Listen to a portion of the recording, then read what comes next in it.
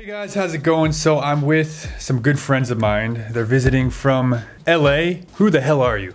My name is Sam. 안녕 mama, Blake. I said 안녕 mama. Sam is my closest friend in the US and he lives in LA.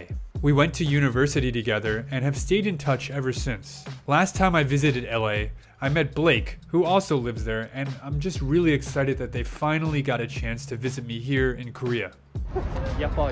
So, you've been in Korea for 8-9 days now. You've been only in Seoul. You know, you're a psychologist, you're a lawyer, and you're also in the music industry as well in LA. I want to hear about your impressions of South Korea, the things you liked, the things you didn't like so much, the things that surprised you. What did you think of Korea before coming here? Didn't know a lot about Korea other than what you've told me, since Sean is a good friend of mine, but I have started watching some K-dramas. So I think most of what I knew about Korea was whatever was shown in these K-dramas. Yeah, so I knew about K-pop, K-barbecue, and the movie Parasite, which is the best film ever made. You like it? It's incredible, yeah. Yeah. If you could summarize your experience so far in Korea in 1 or 2 sentences, what would they be?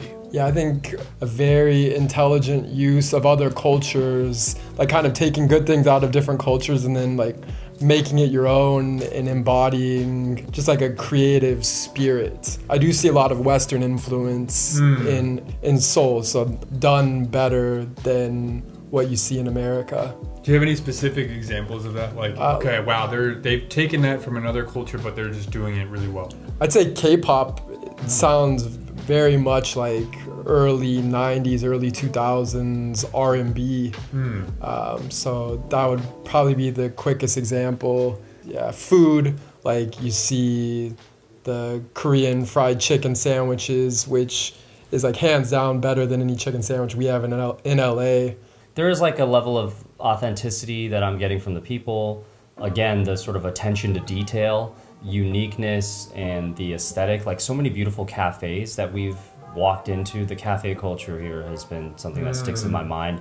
Just gorgeous attention to kind of, you know, curating a particular aesthetic and really paying attention to making things the best that they can, it seems. And yeah, I think so with the cafe culture and the food, as Blake said, yeah, just really stand out. When Koreans decide to do something, they're gonna go 150% in on it. They're not just gonna make a cafe, they're gonna make the most aesthetically pleasing cafe with the most fancy drinks. Nothing can really be that subpar and survive. Like there's so many cafes. Why would I go to this cafe when there's, you know, 10 other ones within the same area that are way better? But I think that's good because that competition makes it so that everything is the best, seemingly. It's not a lot of mediocrity. So yeah, what shocked you? Like, damn, this was awesome. This was amazing, or this is so different than I imagined. Like anything in that realm for you guys? Knotted donuts and Songsu. The neighborhood Songsu. Yeah, that was, Sam and I talked about this. LA is cool, but it's not on that scale. Like that neighborhood, we walked for 5 or 6 hours and we're just blown away by the level of the cafes, the like design in the neighborhood and the city. It was just like such a phenomenal neighborhood. I didn't want it to end. I didn't want to reach the end of it, and there was a lot there to cover and explore. Yeah. And it's also right next to Seoul Forest too, which is like a breath of fresh air. Right, yeah. You got the green, you got the grass, you can get some fresh air. We saw some beautiful butterflies in a greenhouse. That park was incredible. Yeah, something that really surprised me was actually how good the music has been in most of the cool places that we've been, with the exception of the fact that they've been playing Bruno Mars like at a lot of maybe a little bit more like mainstream or sort of ubiquitous places. But for example, in Songsu or in some of the cafes that we've been to, they're playing a lot of Western music, actually, a lot of these cafes, but they're almost playing like better or more interesting or, you know, unique sort of indie Western music than even what is curated like at some cafes or like cool retail stores in LA. And so that was really surprising. And so I think some Koreans might be watching like, Why are you guys knocking on Bruno Mars? Why is that weird for you to hear as an American, as Americans? He kind of had his time in the sun in America 4.5, 5 years ago, maybe even longer. So it's just interesting to see him being played everywhere when he's kind of played out in America. What were you kind of less enthusiastic about? And I'm asking this, I'm putting them on the spot because I know that not every country is perfect. And I think, you know, the viewers want to hear, you know, some of the things you were not as crazy about, because there's a lot of content on YouTube that's like, oh, Korea's amazing, Korea's the best, everything is perfect. And I think that's less interesting. I want a more well-rounded review. There's kind of an odor when you walk around the city of maybe sewage. It's not the whole time, but sometimes you get different pockets of it.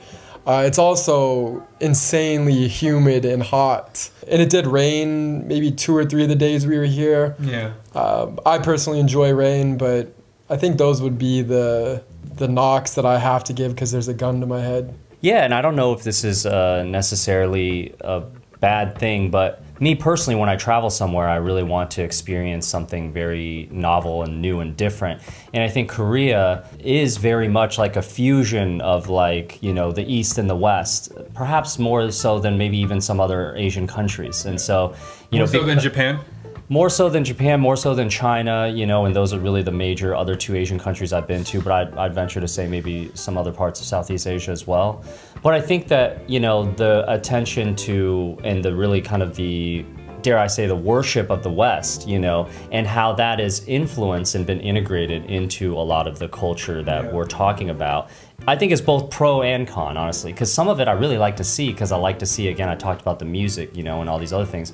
But then some of it is like, oh, sometimes I walk around and I feel like I might just be in K-Town in Los Angeles, right? And not necessarily in South Korea. And so, again, some people might really like that, and that might make them feel comfortable. So it could be a pro, you know.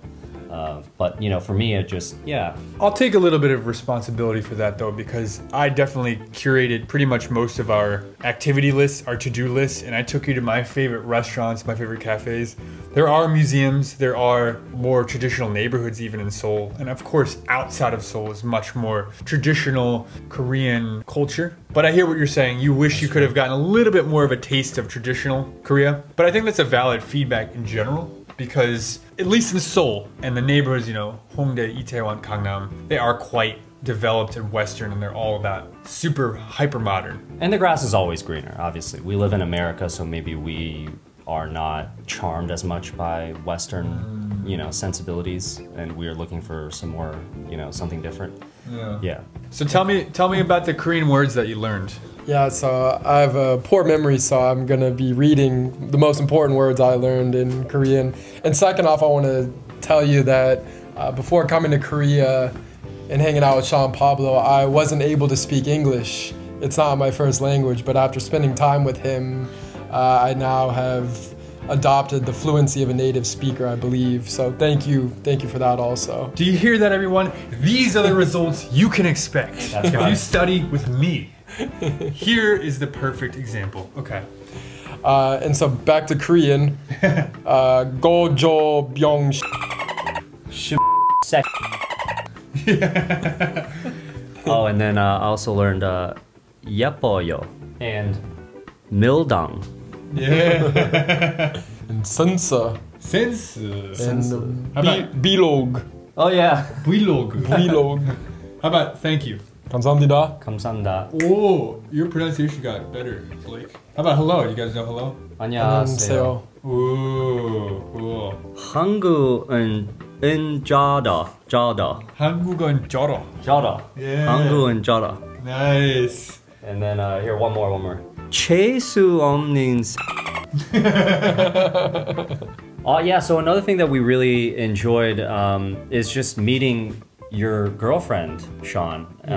You know, I've heard so much about her, you know, just being in the States, and to just finally meet her and spend time with her and kind of get essentially like a native Korean's perspective on things that we've been doing, you know, hanging out. Obviously, she's been really great in sort of teaching us and providing some context to, you know, some of the experiences that we've been having here in Korea.